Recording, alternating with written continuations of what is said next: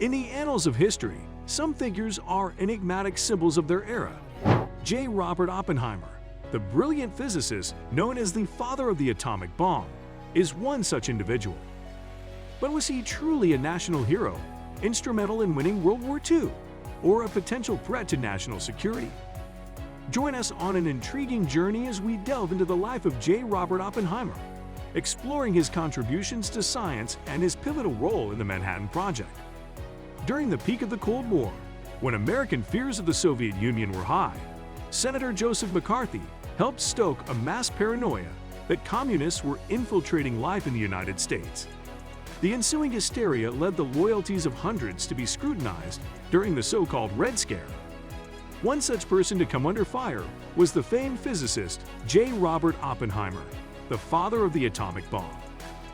Oppenheimer fell from grace after the Atomic Energy Commission, AEC, alleged he had ties to communism and revoked his security clearance in 1954. Almost 70 years later, the United States Department of Energy has reversed the decision, stating the trial was a flawed process that violated the Commission's own regulations. As time has passed, more evidence has come to light of the bias and unfairness of the process that Dr. Oppenheimer was subjected to, while the evidence of his loyalty and love of country have only been further affirmed. Secretary of Energy Jennifer Granholm says in the statement, "What's more, a review of the historical evidence shows the 1954 decision was less born out of genuine national security concerns than it was a product of the AEC's disagreement with Oppenheimer on nuclear weapons policy." Granholm writes in the order, "After World War II, Oppenheimer opposed nuclear proliferation and argued against developing a hydrogen bomb," writes Dan Whitcomb for Reuters. Before the decision to revoke his clearance, Oppenheimer was widely regarded as a brilliant scientist. He graduated from Harvard in 3 years, researched at the University of Cambridge in England, earned a PhD at the University of Göttingen in Germany, and became a professor at the University of California, Berkeley. One of his first contributions to the field of physics was for his work laying the foundations of modern theory for the quantum behavior of molecules, per his 1967 New York Times obituary. A few years later, he discovered the Oppenheimer-Phillips process, which involves the breakup of deuterons, the nuclei of a hydrogen isotope called deuterium, in collisions that had been thought far too weak for such an effect, per the Times. But he's most well known for his role in the Manhattan Project, a mission to develop the atomic bomb during World War II. Oppenheimer was then the director of the Los Alamos Laboratory, described in his obituary as having a special genius for administration. He built a team of top-notch scientists and completed the mission in 2 years. The weaponry was then used to kill an estimated 200,000 people in the bombings of Hiroshima and Nagasaki, though the exact death toll is unknown. By the 1950s, suspicions of Oppenheimer were growing.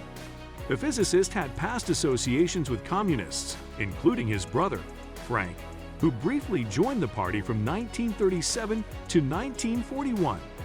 Oppenheimer was also outspoken against the development of the more powerful hydrogen bomb.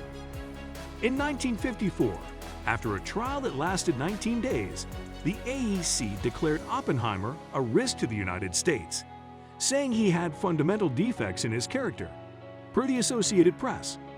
With his security clearance revoked, Oppenheimer was cut off from restricted information he needed to continue his work, and his career essentially came to an abrupt halt. Historians have long advocated for a reversal of the AEC's decision, writes the New York Times' William J. Broad. In 2014, the Obama administration released declassified pages from the trial, and experts say they show no evidence of disloyalty or wrongdoing. "I'm overwhelmed with emotion," Kai Bird, co-author of American Prometheus, a Pulitzer Prize-winning biography of Oppenheimer, tells the Times. History matters, and what was done to Oppenheimer in 1954 was a travesty, a black mark on the honor of the nation. Senator Patrick Leahy praised the reversal in a statement.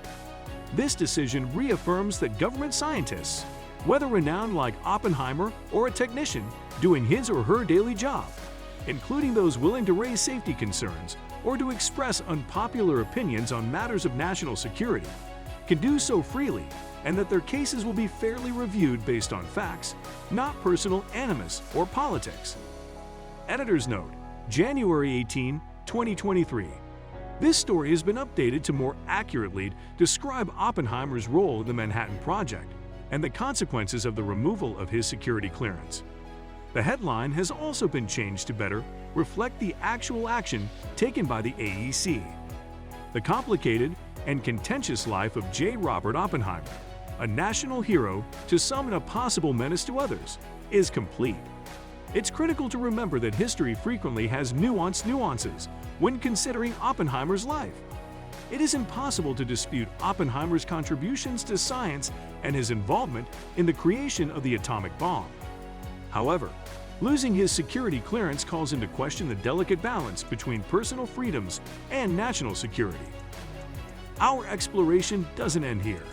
Let's keep the conversation alive, engaging in thoughtful discussions about the complexities of history and the individuals who have shaped it.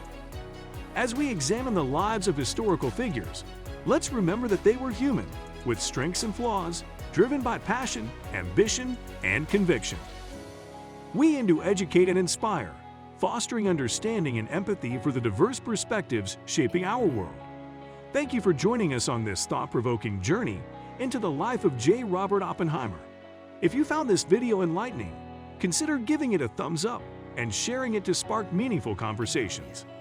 Let's continue exploring history together, seeking truths beyond the headlines and engaging in constructive dialogues that unite rather than divide. Until our next exploration, remember to stay curious and compassionate in pursuing knowledge.